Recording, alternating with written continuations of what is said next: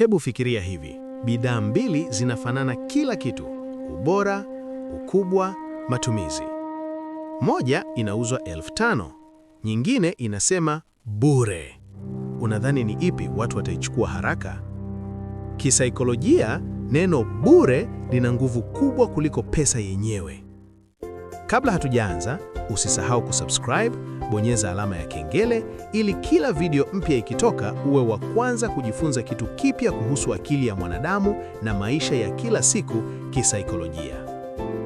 Neno bure si la kawaida, ni kichocheo cha ubongo.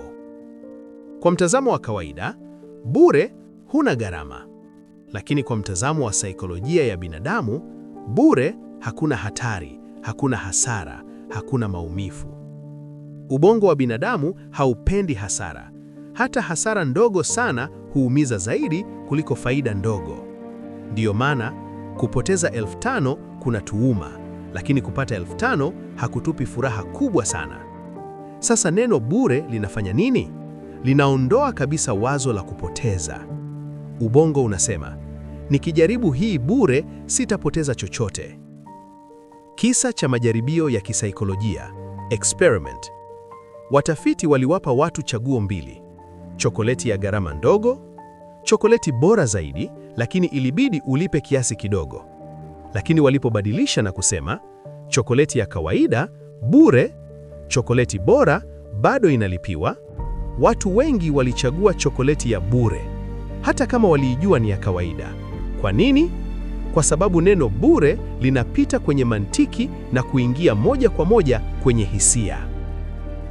Bure hufunga mlango wa maamuzi.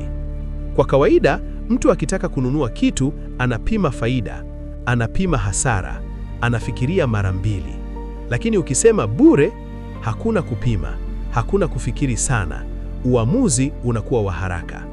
Ndiyo maana jiunge bure, pakua bure, onja bure, jaribu bure siku 7. Haya yote yanakusudia kuharakisha uamuzi wako kabla hujafikiria kwa kina. Bure katika maisha ya kila siku. Mifano halisi: apps na teknolojia. App nyingi ni free, lakini baadaye matangazo, premium, data zako. Uliingia kwa sababu ilikuwa bure. Biashara, huduma ya bure, delivery bure, consultation bure. Lakini utarudishwa, utanunua, utategemea. Mahusiano, nitakusaidia bure, niko hapa kwa ajili yako. Lakini baadaye wanatarajia kitu, wanaweza kudai, wanaweza kukumiliki kihisia. Hakuna kitu cha binadamu kilicho bure kabisa. Upanye wa giza wa neno bure. Neno bure linaweza kukufanya upuuze thamani, usiwe makini, uingie sehemu usiyopaswa, kwa sababu kile usichokilipia ubongo haukipi heshima. Ndiyo maana elimu ya bure watu huipuuza, ushauri wa bure haufuatwi, fursa za bure hupotezwa. Funzo kubwa la maisha: kitu cha bure si kibaya, lakini si bure kweli. Jiulize, ninalipia nini baadaye? Ninatoa nini bila kujua?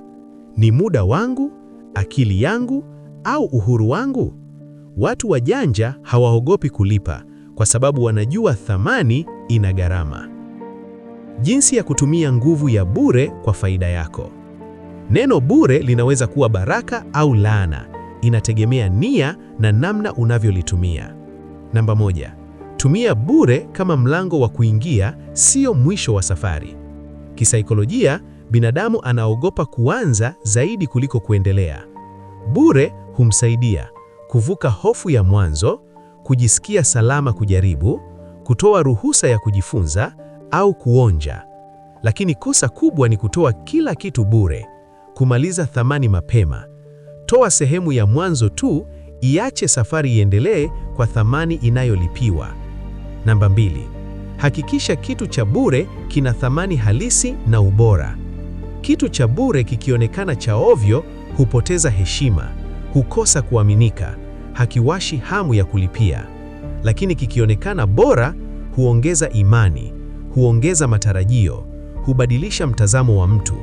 Kisaikolojia, mtu husema, Kama hiki ni bure na ni kizuri hivi, basi kilicholipiwa lazima kiwe cha thamani zaidi. Namba 3. Eleza mipaka ya bure kwa uwazi tangu mwanzo. Akili ya binadamu huchukia kushitukizwa. Watu hawapendi kubadilishiwa masharti ghafla, kujikuta wanalipa bila kujua, kuhisi wametegwa. Ndiyo maana ni muhimu kusema ni bure kwa muda gani, ni bure kwa kiwango gani, nini kinafuata baada ya hapo. Uwazi hujenga uaminifu wa muda mrefu kuliko hila ya muda mfupi. Namba 4. Tumia bure kama chambo cha kumuumiza mtu.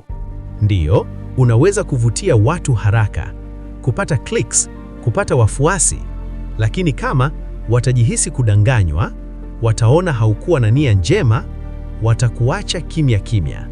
Kisaikolojia, mtu aliyedanganywa hatalalamika, ataondoka tu. Namba 5. Tumia bure kujenga mahusiano ya heshima, si utegemezi. Kutoa bure kusikusudie kumfanya mtu akuhitaji kila wakati, kumfanya akose kujiamini, kumfanya ashindwe kusonga bila wewe. Badala yake, msaidie aanze, mfundishe ajitegemee, mpe mwelekeo. Watu wanaojitegemea hukuheshimu zaidi kuliko watu wanaokutegemea. Namba 6. Tambua kuwa hata bure ina gharama kwako. Watu wengi husahau kuwa muda ni mali, akili ni rasilimali, uzoefu una thamani. Kila unachotoa bure, unatoa sehemu ya maisha yako, unatoa nguvu zako, unatoa maarifa uliyoyatafuta kwa gharama. Ikijithamini, hata kile unachokitoa bure kitaheshimika. Namba 7. Badilisha bure kuwa thamani inayolipiwa bila kulazimisha. Lengo la bure si mtu akae hapo milele. Lengo ni aone faida, apate matokeo, ajisikie mwenyewe anahitaji hatua inayofuata. Akishajionea, hatohitaji kushawishiwa sana, hatohitaji kushushwa bei, atalipa kwa hiria. Hii ndiyo saikolojia safi ya neno bure. Bure ni daraja, lakini anayekaa juu ya daraja bila kuvuka hafiki popote. Kila unapovutiwa na neno bure, usiangalie tu kile unachopata. Angalia pia kile unachotoa bila kujua. Kwa sababu kisaikolojia, bure ndiyo neno linaloweza kumfanya binadamu asahau tahadhari. Kama mada hii imekupa mtazamo mpya, bonyeza like, comment nimeelewa neno bure, share kwa marafiki ili waelewe vizuri neno bure, na subscribe kwa mada zaidi za kisaikolojia. Tukutane tena kwenye video nyingine. Bye.